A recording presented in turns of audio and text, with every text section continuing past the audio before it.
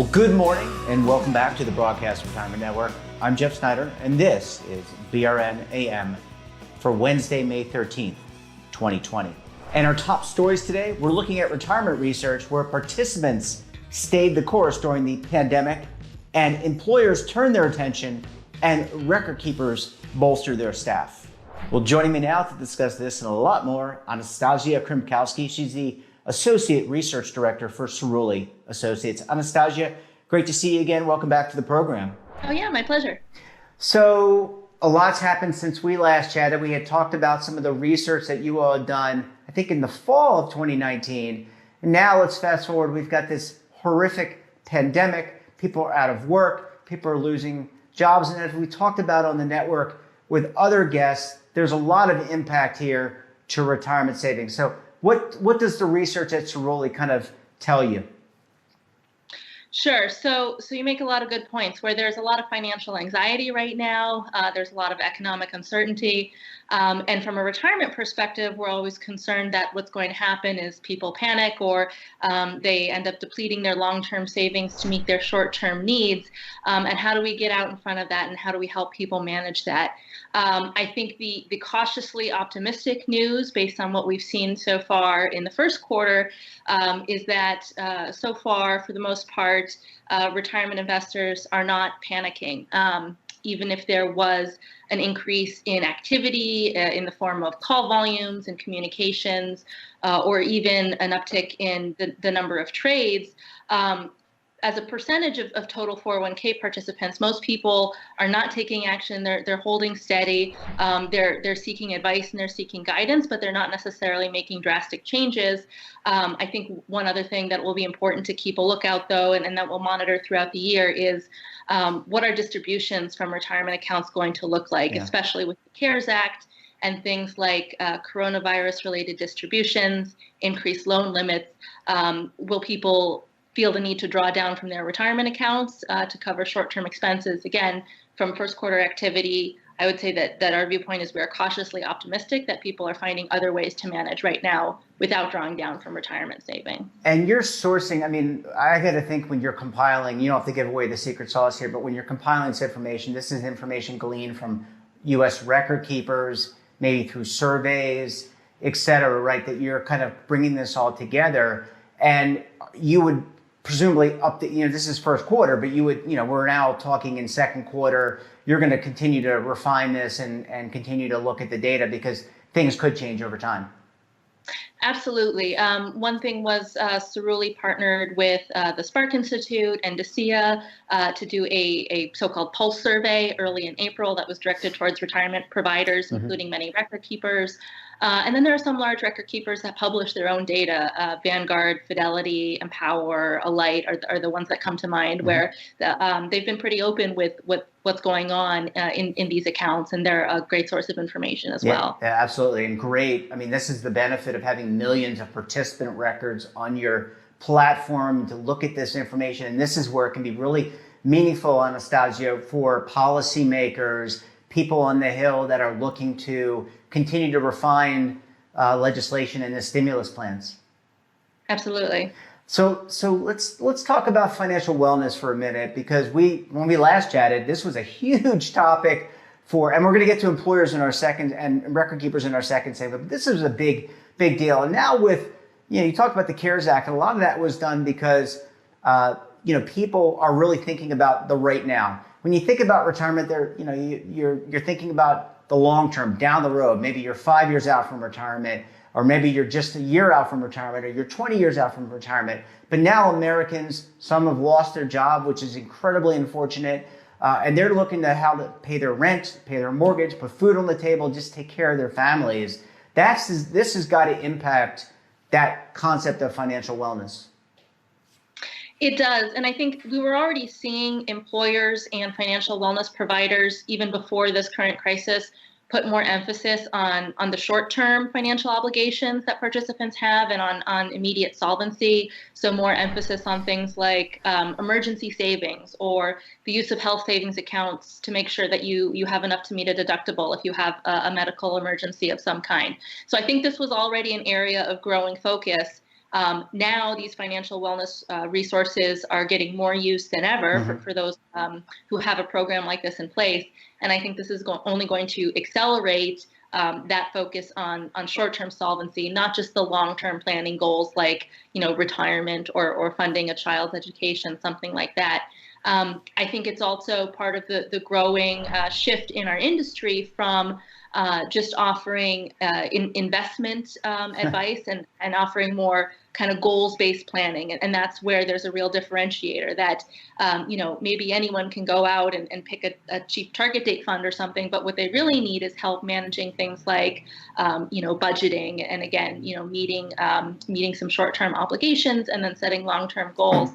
And then the other thing I want to mention too, in the context of financial wellness, is that it's really hard to have a conversation about financial health separate from physical health. These concepts are really intertwined, and the best financial wellness programs are also going to understand the employer's benefits, including healthcare, understanding how that pairs with retirement and other benefits to help navigate employees through that. I think that you mentioned, thank you for that, and I think you talked about some silver linings that you took away. Would another silver lining be that, we think back to 2008, and there were some lessons learned there. This is so significant that maybe this could really, when it's finally concluded and we're back to some level of normalcy, and there's a lot of ifs around that and when reopenings happen and whatnot, and it's going to vary by region, but that this will be front and center for so many Americans, and they'll have the lessons of that. Could this really jumpstart retirement, emergency savings, all these other things that we've been talking about for, seems like decades?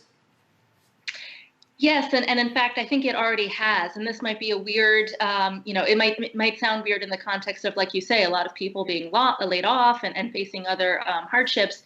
At the same time, for those who still have a job and might even be getting hazard pay, depending on the nature of their job, they have a unique opportunity to get a little bit ahead. And the personal savings rate right now, I think as of March, was the highest it's been since the 80s. So people are saving more. Maybe they have their student loan payments right now in deferment. Mm-hmm. On top of that, they could be getting a stimulus check, maybe hazard pay. So even though a lot of the messaging right now is focused on the negative, which there is a lot of negative out there, it's also an opportunity to consult with those who can use this to either pay down that debt or boost that emergency savings or try to get a little bit of a leg up. Yeah, absolutely. Anastasia, I'm going to hold you over for a couple minutes. When we come back, we're going to talk to Anastasia and get some input into what employers and U.S. record keepers may be doing. So you're going to want to stay tuned right here on BRN AM.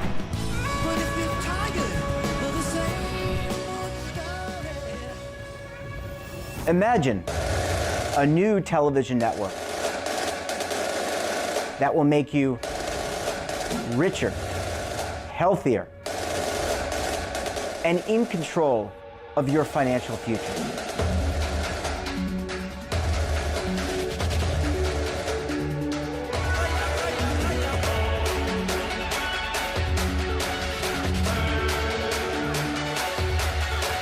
This network is for the policewoman in Nashville, Tennessee, the baker in Dubuque, Iowa, the teacher in Lexington, Kentucky.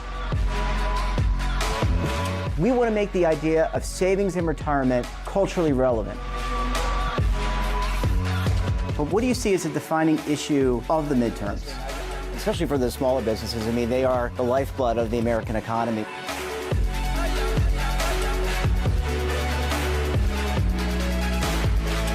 Featuring exclusive interviews, current affairs, and docuseries. 33 years old, you retired early. The philosophy is money only matters if it helps you live a life that you love. But you got to start thinking about retirement as soon as you get in.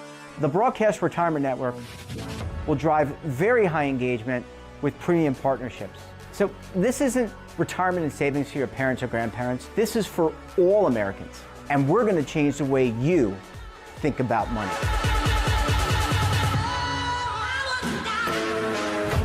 Welcome to the next frontier of retirement and savings. This is BRN, the Broadcast Retirement Network. The windows on our homes, they protect us and the ones we love, but they do much more. At Renewal by Andersen, making your home more comfortable is at the center of every window we make. It's why we custom build our windows in America and install them in as little as 1 day. It's why we build our frames with exclusive Fibrex composite material that's 2 times stronger than vinyl. It's why our glass helps keep your home warmer in winter, cooler in summer, and quieter all year long. It's why we stand behind every window with a 20-year limited warranty. Why not help lower your energy costs while giving your home and family the best? Call 1-800-835-6525 to schedule a free in-home consultation. Buy one, get one at 40% off with this special offer. Plus, get special financing with no money down, no monthly payments, and no interest for 1 full year. Renewal by Andersen, the better way to a better window. Call 1-800-835-6525 now. Welcome back. We're talking to Anastasia Krimkowski. She is Associate Research Director for Cerulli Associates. Anastasia, thanks so much for staying with us on the program this morning. Great to be here. So in segment 1, we talked about kind of what the impact was to participants or individual investors, and a lot of people losing their jobs and a lot of refocus there. But let's now talk about what some employers are doing, because you mentioned the survey that you did with DECIA and Spark, both 2 industry associations. What's some of the takeaways for employers or from employers? Sure. And I think as someone who's focused on retirement research, the first thing I have to admit is that retirement isn't necessarily going to be the top priority for everyone right now, including employers. So first and foremost is just business continuity and trying to keep things running. And after that, for employers who are taking a look at their benefits, probably a higher priority is understanding what they need to do in terms of offering employees enough paid time off, understanding the healthcare provisions, how those might cover, testing and treatment in some of these situations. And maybe after that, things like, an employee assistance program, more focus on mental health, right? Given all the proliferating impacts of people being so isolated these days. So retirement probably not top priority. A lot of strategic retirement initiatives we hear are being put on hold. That said, employers have to consider whether they want to implement some provisions of the CARES Act when it comes to allowing for more loans and withdrawals from the plan. So that is certainly getting some attention. And to give credit where it's due, for even though right now is not the best time for most companies to try implementing some new fancy program, there are employers who have the resources and the cash on hand that are trying to do something and say, okay, how can we help? Whether that's implementing a hardship fund for their employees, offering hazard pay, maybe even something like dependent care. But it's not all about retirement right now. Yeah, as we talked about in the first segment, I agree with you. I mean, people are thinking about here and now. And if you're a corporation or just a small entity, trying to keep the lights on, you're trying to keep your people employed through the payroll protection program. Anastasia, anything that you can tell us about employer match? This was something in 2008 that we saw some employers suspend their match. As you know, and we talk about a lot on the program and in our space, the match is often an incentive for participants to contribute. Is that still a theme? I think it was a theme kind of early on in the pandemic that people were saying we're going to have to put our match or reduce our match or our employer contribution. Is that still the case? It's certainly still a topic of discussion. I would say that right now it seems a minority of plan sponsors are actually going to go that route. It's more of a discussion than an actual implementation at this point. Maybe you'll have something like 10 or 15% of plan sponsors, if I had to give a wild guess, actually go through with that. But it's very different depending on what industry you're in and how your business was affected.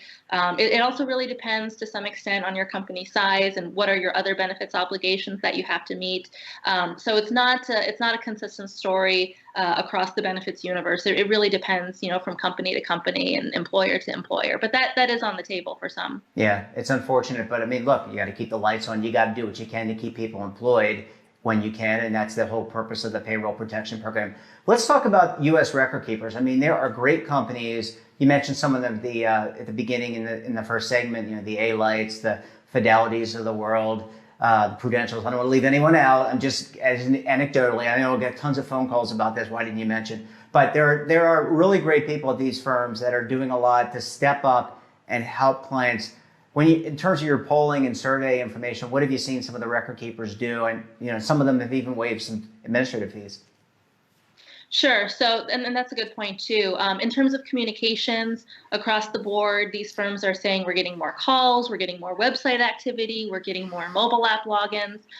So they're trying to get out in front and message to some of these really, really key topics right now, whether that's through press releases, webinars, or scheduling more one-on-one meetings, either with the plan sponsors, the employers, or the individual participants, the investors. We're also seeing that recognizing that the need to meet the increased volume, almost half of firms have expanded training for call center representatives, and even some are expanding those call center hours, maybe streamlining the way that a customer would go through the phone tree or navigate through the website. And then you mentioned the important topic too of waiving fees, where for those who are administering something like a coronavirus-related distribution, recognizing that, okay, if you're taking this, then you probably got hit pretty hard, and we don't want to hit you again with a fee. So we see a lot of record keepers waiving those fees. Yeah, and that's really important. I mean, those fees do add up. I mean, fees matter, I know, and you've done in a lot of research in the past. And I remember taking phone calls when I was a record keeper. I was part of the Y2K. Now I'm really dating myself, but the Y2K initiative, we all took phone calls in support of that initiative because there was supposed to be like this massive blow up of the systems and that weren't programmed correctly. And so we had to have contingency plans. Where do you think things wind up from a technological point of view for these record keepers? It used to be, and I still think that face-to-face matters. And I'm not talking about face-to-face like you and I are doing through Skype. Face-to-face, in person, really important. But there's been a transition, almost like a paradigm shift, where people are doing Zoom and Microsoft Teams and Skype, and I got to get all the WebExes, right? They're doing those things in order to stay engaged with both the advisor, the consultant, all their intermediary partners, but also the participant. Is that going to be a big hot trend for the remainder of the year and going forward? Well, I think, any kind of reversion to the normal is going to be gradual. And when we do ask these large financial firms active in the retirement space, they say they're 98% remote now, right? So that means no travel, no client meetings, whether that's with your institutional clients or your individual investors. And even if some states start to gradually reopen, I think you'll have some employees who maybe have, either because of their age or underlying health issues, or family members with underlying health issues. Not everyone will be comfortable with the same level of engagement, even if your neighbor is back out there. So I don't want to say that we have any recommendations or best practices, but yeah, I do think this Skype and Zoom and all that are with us for a while. Yeah, I think you're absolutely right about that, and I think it is going to vary by location. But that people do rely on the technology for interaction today, but they also have been using websites, and I do think that there is a place for the in-person meeting once we get through this, and whether it's in social distancing, wearing masks, and we're 10 feet apart from each other across the table. I think it's going to force people to really look at their business practices and see how best to serve customers in a new environment. Well, Anastasia, always a pleasure chatting with you. Great research as always. Look forward to having you back on the program very soon. Great talking with you. And that wraps up this episode of BRN AM. Have a topic of interest or someone you think we should talk to? Drop us a line. And don't forget, for all the news in retirement markets, technology, personal finance, and more, check out today's edition of The Morning Pulse. So until tomorrow, I'm Jeff Snyder. Stay safe, keep on saving, and don't forget, roll with the changes.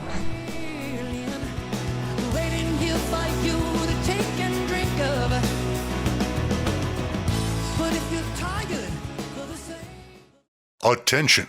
The Centers for Medicare and Medicaid Services has officially authorized new benefits that Medicare Advantage plans may include. To get the benefits you deserve, you can call the Medicare Coverage Helpline. Hi, I'm Joe Namath. If you're on Medicare, this is important information. I called the Medicare Coverage Helpline and they instantly looked up my coverage. In this one simple call, they offered to enroll me in a plan that includes rides to medical appointments, private home aides, doctors and nurses' visits by telephone, and even home-delivered meals. The plan also includes dental, vision, hearing, and prescription drug coverage, all at no additional cost. Don't delay. Call to see if the new benefits are available in your area. Call the number on your screen now. It's free. Call 1-800-757-1451. That's 1-800-757-1451.